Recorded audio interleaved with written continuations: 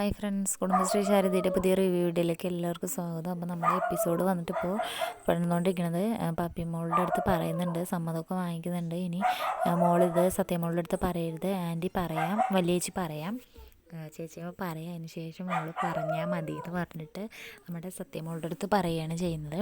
സത്യമോളുടെ കാര്യം പറയരുത്, സത്യമോളുടെ അടുത്ത് പറയരുതെന്ന് പപ്പിമോളുടെ അടുത്ത് പറയുകയാണ് ചെയ്യുന്നത്. ശ്യാമ ഇതെല്ലാം കേട്ടുകൊണ്ട് നിൽക്കുകയാണ് എന്ന് പറഞ്ഞിട്ട് ശരി ചേച്ചിയമ്മയെ പറഞ്ഞിട്ട് ചേച്ചിയമ്മന് വിശ്വാസമില്ലെന്ന് പറഞ്ഞിട്ട് സത്യം ചെയ്തു കൊടുക്കുകയാണ്. അപ്പോഴാണ് അതിനുശേഷം നമ്മുടെ കുടുംബശ്രീ ഹോട്ടലാണ് കാണിക്കുന്നത്. ഗോപാലേട്ടൻ വന്നിട്ട് ഭയങ്കരമായിട്ട് ചൂടാവുകയാണ്.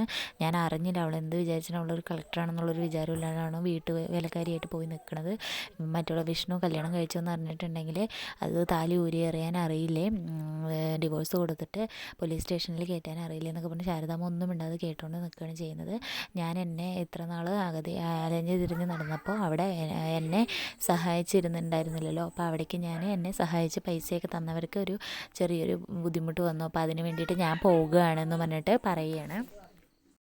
അപ്പോഴാണ് പറയുക, നിനക്ക് ഓർമ്മയില്ലേ പറയുമ്പോൾ അതിൽ രണ്ടിലൊരു തീരുമാനം ഉണ്ടാക്കിയേ പറ്റുള്ളൂ, ഞാൻ മോളിനെയും കൊണ്ട് പോവുകയാണ്, നിനക്ക് വരാൻ പറ്റുകയാണെങ്കിൽ വന്നാൽ മതി എന്ന് പറഞ്ഞിട്ട് പറയുമ്പോൾ വേണ്ട ഗോപാലേട്ട എന്നൊക്കെ പറയുമ്പോൾ രാമേട്ടൻ വന്നിട്ട് കുട്ടീനെ ഇറക്കാൻ വേണ്ടി നോക്കുമ്പോൾ രാമേട്ട കുട്ടീനെ ഇറക്കണ്ട, നേരെ സത്യാമ്മൻ്റെ വീട്ടിലേക്ക് വിട്ടോ പറയുമ്പോൾ ഞാൻ പറയണമെന്ന് കേൾക്ക് ഗോപാലേട്ട എന്ന് പറഞ്ഞാൽ സത്യമോൾ ഇതെല്ലാം കേട്ടുകൊണ്ട് കാറിൽ തന്നെ ഇരിക്കുകയാണ്. എന്നിട്ട് പറയുന്നുണ്ട്, ഞാൻ പറയണമെന്ന് ഫുള്ളും കേൾക്ക്, താലി പൊട്ടിച്ചെറിയാനും ഡിവോഴ്സ് കൊടുക്കാനും പൊടി പിടിച്ച് തള്ളി പുറത്താക്കാനും ഇതെല്ലാം ആവും, എനിക്കും ആവുമായിരുന്നു. അതുപോലൊരു സിറ്റുവേഷൻ ഉണ്ടാക്കിയിട്ട് നമ്മൾ അന്ന് പോയതല്ലേ, എന്നിട്ട് അന്ന് എന്ത് നടന്നു എന്നൊക്കെ പറയുമ്പോൾ ഗോപാലേട്ടനെ ഒന്നും പറയാനില്ല, തലതാത്തി നിൽക്കുകയാണ് ചെയ്യുന്നത്. അതിനുശേഷം പിന്നെ ഞാൻ മോളെ ഇറക്കുകയാണ് ഗോപാലേട്ട എന്ന് പറഞ്ഞിട്ട് അങ്ങനെ ഇറക്കാൻ വേണ്ടി നിൽക്കുമ്പോൾ രാമേട്ടൻ പറയും, ഞാൻ പറയണതുകൊണ്ട് ഒന്നും വിചാരിക്കരുത്, മോൾക്ക് എന്താ ചെയ്യേണ്ടതെന്നുള്ളത് കറക്റ്റ് നല്ലൊരു കാര്യങ്ങൾ അറിയാം ശാലിനി മോൾക്ക്, അതുകൊണ്ട് അവളുടെ രീതിയിൽ അവൾ ചെയ്തോളും, അതൊന്നും പേടിക്കേണ്ട കാര്യമില്ല എന്ന് പറയുമ്പോൾ എന്നിട്ട് മോളിനെ ഇറക്കിയിട്ട് മോളെ വാ നമുക്ക് ചായ തരാൻ പറയുമ്പോൾ നമ്മുടെ മോള് ചോദിക്കുകയാണ്, എന്താ മുത്തശ്ശിന് പ്രശ്നം, അമ്മ പോയതാണോ, മുത്തശ്ശിന് ഒന്നും അറിയില്ല, അമ്മ മീറ്റിങ്ങിന് പോയതല്ലേ എന്ന് പറഞ്ഞിട്ട് പറയുകയാണ് ചെയ്യുന്നത്. അതിനുശേഷം നമ്മളുടെ പിന്നെ കാണിക്കുന്നത് ഇങ്ങനെയൊക്കെ പറഞ്ഞിട്ട് മോളെ കൊണ്ടുപോവുകയാണ്, ഞാൻ ചായ കൊടുക്കട്ടെ എന്ന് പറഞ്ഞിട്ട് പോവുകയാണ് ചെയ്യുന്നത്. ഗോപാലേട്ടൻ ഒന്നും ആലോചിച്ചുകൊണ്ട് ഇങ്ങനെ നിൽക്കുകയാണ് ചെയ്യുന്നത്.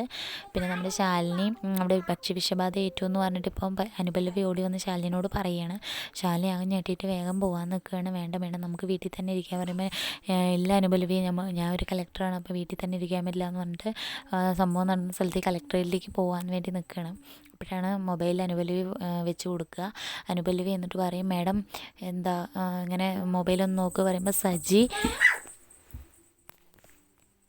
പറയും, ഇതിൽ ഉത്തരവാദിത്വം ഞാനല്ല, ഈ കമ്പനിയിൽ ഒപ്പുവെച്ചത് കളക്ടറിൽ നിന്നും മാഡമാണ്, ഞാനൊന്നും ചെയ്തിട്ടില്ല, ഞാനിങ്ങനെ ചെയ്യാൻ വേണ്ടി നിന്നപ്പം മാഡം പറഞ്ഞിട്ടുണ്ടായിരുന്നു, എന്നെ ഇതിൽ നിന്ന് പുറത്താക്കുകയാണ് ചെയ്തത്, എനിക്കിതിലൊരു റോളും ഇല്ല എന്ന് പറഞ്ഞിട്ട് മാധ്യമപ്രവർത്തകരോട് പറയുകയാണ് ചെയ്യുന്നത്.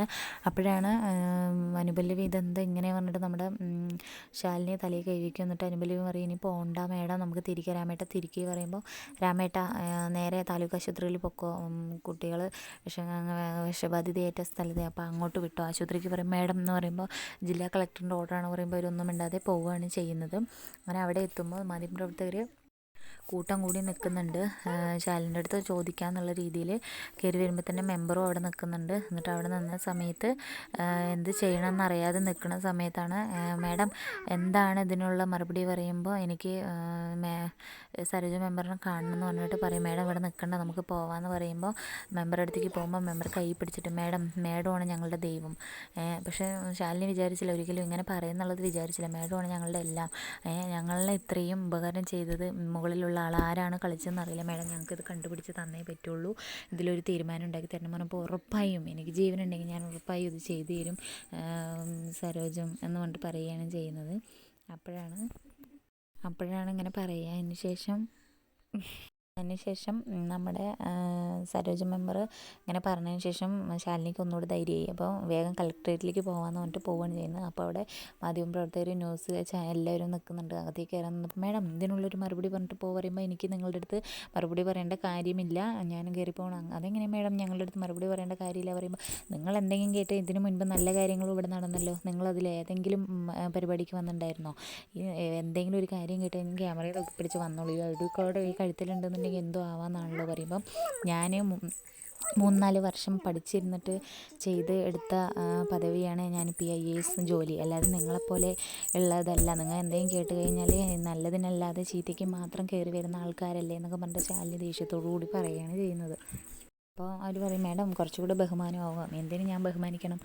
നിങ്ങൾ കാര്യം ആരാണ് ചെയ്തതെന്ന് കണ്ടുപിടിക്കൂ എന്നൊക്കെ പറഞ്ഞിട്ട് പോവുകയാണ് ചെയ്യുന്നത്. പോകുന്ന സമയത്ത് അകത്തേക്ക് കയറുമ്പോൾ അങ്ങനെ ഇവരെല്ലാവരും ബാഗിൽ കൂടെ കയറാൻ നിൽക്കുമ്പോൾ പറയും, ഇതും ഞാൻ ജില്ലാ കളക്ടർ മാത്രമല്ല മജിസ്ട്രേറ്റ് കൂടിയാണ്, എൻ്റെ ഉത്തരവാണ്, അല്ലെങ്കിൽ ഞാൻ എല്ലാവരുടെയും കേസിൽ ഉൾപ്പെടുത്തിയിട്ട് തൂക്കി കയറ്റുമെന്ന് പറഞ്ഞിട്ട് ബുക്കിലേറ്റും പറഞ്ഞിട്ട് ശാലിനി ദേഷ്യത്തോടു കൂടി അകത്തേക്ക് പോകണം. ചെയ്യുമ്പോൾ ഈ റോഷിനി എന്ന് പറഞ്ഞ പെൺകുട്ടിക്ക് നല്ല ദേഷ്യവും പറയും, അങ്ങനെ ഇല്ലാത്തതിലൊക്കെ എല്ലാം ചേർത്ത് പറഞ്ഞിട്ട് പറയും, മാഡത്തിന് എന്തൊരു ഗമയാണെന്നറിയോ, നമ്മൾ ചോദിച്ചതിനുള്ള മറുപടിയൊന്നും അല്ല മാഡം പറഞ്ഞിരിക്കുന്നത്, ചെയ്ത തെറ്റ് മറയ്ക്കാൻ വേണ്ടി അകത്തേക്ക് കയറിപ്പോയിരിക്കണം, നമ്മൾ ചോദിച്ചതിനുള്ളതല്ല അതിനുള്ള പണിയൊക്കെ കൊടുക്കാമെന്ന് പറഞ്ഞിട്ടാണ് ഈ റോഷിനി പറഞ്ഞ പത്രപ്രവർത്തക പറയുന്നത്. അതിനുശേഷം അകത്തേക്ക് കയറിപ്പോകുമ്പോൾ അവിടെ സജി ഇതിലൊരു തീരുമാനമൊക്കെ, എനിക്ക് എൻ്റെ ജീവിതം നോക്കിയേ പറ്റുള്ളൂ, ഇതിലൊന്നും ഞാൻ കൈ കടത്തുന്നില്ല എന്ന് പറഞ്ഞിട്ട് സജി ഇങ്ങനെ പറയുകയാണ് ചെയ്യുന്നത്. അപ്പോൾ സജി എന്ന് പറഞ്ഞിട്ട് ദേഷ്യത്തോടു കൂടി ശാലിനി വിളിക്കുകയാണ് ചെയ്യുന്നത്. അപ്പോഴാണ് സജി സങ്കടത്തോടും എന്താ ചെയ്യേണ്ടതെന്ന് അറിയാണ്ട് തലതാത്തി നിൽക്കുകയാണ് ചെയ്യുന്നത്. പറയും, നീ എന്താ കരുതിയിരുന്നത്, നീ എന്തൊക്കെയാണ് വിളിച്ച് പറഞ്ഞിരിക്കുന്നത് എന്ന് പറയുമ്പോൾ, മാഡം ഞാൻ ചെയ്ത തെറ്റല്ല മാഡം, എന്നെ പറയാൻ സമ്മതിപ്പിക്കുക പറയുമ്പോൾ, നീ എന്താ വിചാരിച്ചിരിക്കുന്നത് പറയുമ്പോൾ, ഇതുപോലെ തന്നെയായിരുന്നു മാഡം, അന്ന് ഒപ്പ് വയ്ക്കുമ്പോൾ മാഡം എന്നെ ഏണിംഗ് മെമ്പറിൽ നിന്ന് മാറ്റി, പക്ഷെ ഞാനല്ല, ഹരീഷാണ് ഇതിനെല്ലാം കാരണക്കാരൻ, നീ എന്താ പറയണത് എന്ന് പറഞ്ഞിട്ട് അവൾ അന്നത്തെ കാര്യങ്ങളൊക്കെ ആലോചിക്കുകയാണ് ചെയ്യുന്നത്.